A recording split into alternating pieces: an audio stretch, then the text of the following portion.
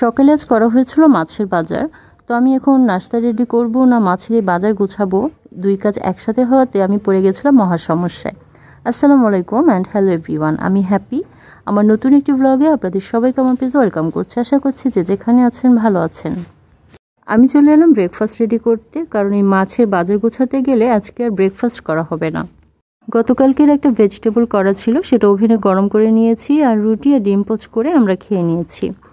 আমার যে helping hand আছে তাকে দিয়ে আমি শিলপাটে একটা ভর্তা করে নিলাম। আমি তো আবার ভর্তা খেতে ভীষণ পছন্দ করি, তবে হ্যাঁ মাঝে মাঝে আমি কিন্তু ব্লেন্ডারে ভর্তা বানাই, তবে ব্লেন্ডারে ভর্তাটা খুব একটা মজা লাগে না খেতে।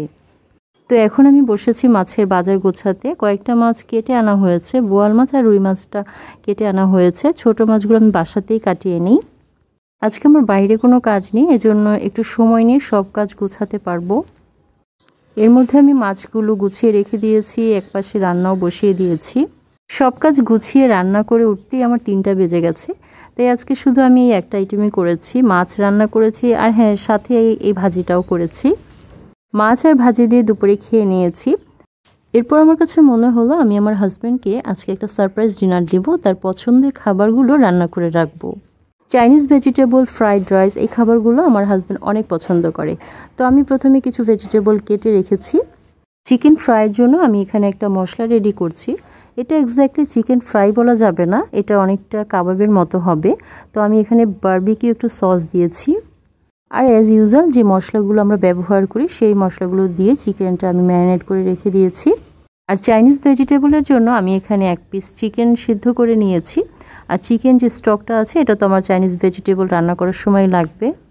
মাঝে মাঝে আমি কিন্তু আমার হাজব্যান্ডকে সারপ্রাইজ ডিনার দেই, সারপ্রাইজ লাঞ্চ দেই, সে খুব খুশি হয়ে যায় এবং সাথে অবাকও হয়। দেখা যায় মাঝে মাঝে আমি আমার হাজব্যান্ডকে বলছি, আজকে রাতে তুমি কি খেতে চাও, কি রান্না করে রাখবো তোমার জন্য। তখন সে বলবে, তোমার যা ইচ্ছে হয় তাই রান্না করে রেখো। আমি হয়তো ভেবেই রেখেছিলাম কি রান্না করব। এই কাজগুলো আমি খুব আনন্দের সাথেই করি। তো আমি প্রথমেই ডিম স্ক্রাম্বল করে তুলে রেখেছি, এর মধ্যে আবার ছোট ছোট করে কেটে রাখা চিকেন ভেজেছি। তার মধ্যে আমি দিয়েছি ভেজিটেবলটা একটু সটে করে নিয়েছি। আমি এখানে ব্ল্যাক পেপার আর সয়া সসও দিয়েছি। এখন দিচ্ছি হাফ সিদ্ধ করে রাখা রাইস। আমি প্রথমেই যে 2টো ডিম স্ক্রাম্বল করে রেখেছিলাম সেটা দিয়ে দিচ্ছি। এরপরে দিলাম আবারও কিছুটা গোলমরিচ, একটু সয়া সস। এখন সব কিছু খুব ভালো করে মিশিয়ে নিতে হবে। আমার ফ্রাইড রাইস কিন্তু ডান, দেখতেই পাচ্ছেন খুব ঝরঝরে হয়েছে।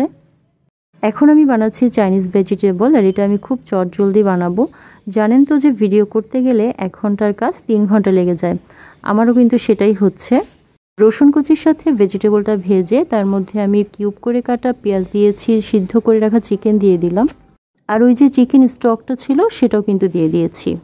ভেজিটেবলটা যখন হয়ে গেছে তখন একটু পানির মধ্যে কর্নফ্লাওয়ার গুলে দিয়ে দিয়েছি। হয়ে গেছে আমার চাইনিজ ভেজিটেবল। আর অফ ক্যামেরাতে আমি চিকেনগুলো ভেজে নিয়েছি। যদিও চিকেনগুলো একটু বেশি ফ্রাই হয়ে গেছে, খুব তাড়াহুড়ো করে কাজ করলে যেটা হয়।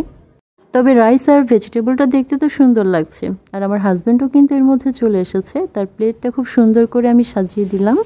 আজকে এ পর্যন্তই। আমার ভিডিওটা ভালো লাগলে লাইক কমেন্ট করে আমার পাশে থাকবেন। সবাই ভালো থাকুন, ধন্যবাদ।